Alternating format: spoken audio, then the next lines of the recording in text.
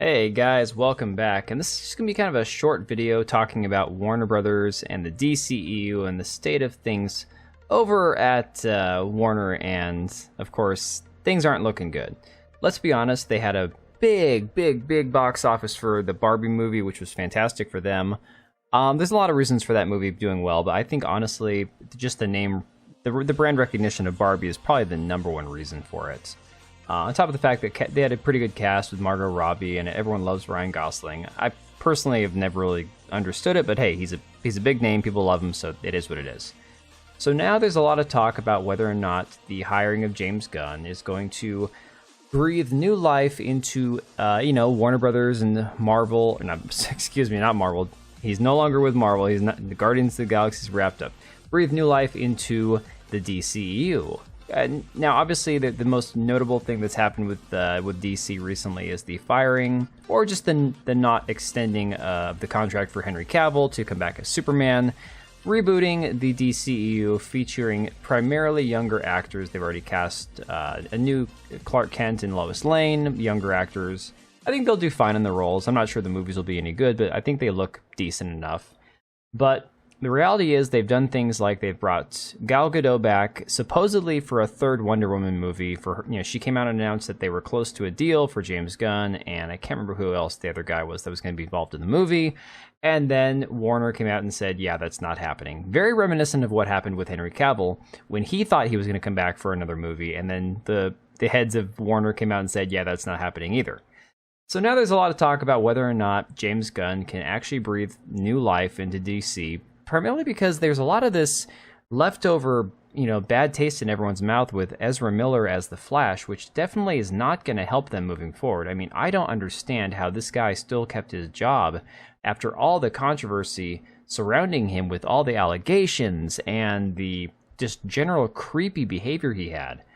But long story short, I every time you think that they might be on the right track, at least James Gunn might have a competent bone in his body to get this thing done, then they come out and make stupid statements about, diversity and inclusion. Like, let's be honest. We all know that Blue Beetle is going to fail. Not because it's going to be a bad movie. I don't know that it's going to be a bad movie. It could be a good movie. Everyone's pretty excited, the few people who are, about the casting of the main character. I believe he was on the Cobra Kai TV show, and everyone's like, oh, I know this kid, I like this guy. Okay, so initially it seemed like there was going to be a lot of anticipation for a movie like this, something reminiscent of Spider-Man or Iron Man, something a little bit different, but from the DCEU. But now here you have Angel Manuel Soto, who is just a complete lunatic on Twitter, on social media. The guy that allowed, that line about Batman being a fascist to be in the movie in the first place, has come out talking about how it never would have been possible before to have a Latino superhero on Times Square billboards, which is completely unhinged. The guy is out of touch, honest to God. This is the kind of stuff where you know that these people in Hollywood, they just don't even pay attention to anything else going on in everyday life. They are completely disconnected from reality, from the everyday person. They live in their own little bubble, and that's all that they want to see.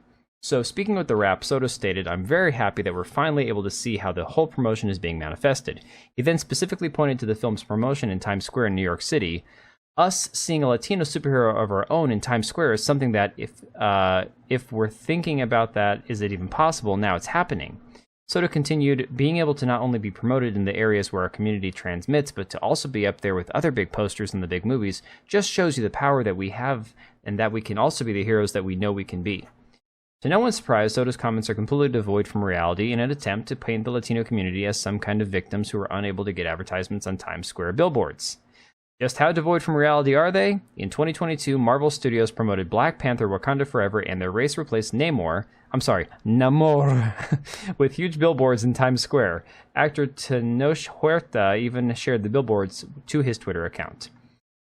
Outside of superheroes, the Walt Disney Company purchased Times Square billboards in 2021 to promote the West Side Story film, which features the Puerto Rican gang, the Sharks, who vie for dominance against the white gang, the Jets. I mean, we all know this, and I'm sure that there's other examples prior to this as well. But again, these articles, both from Bounding Into Comics, go give them a read for yourself. Great website.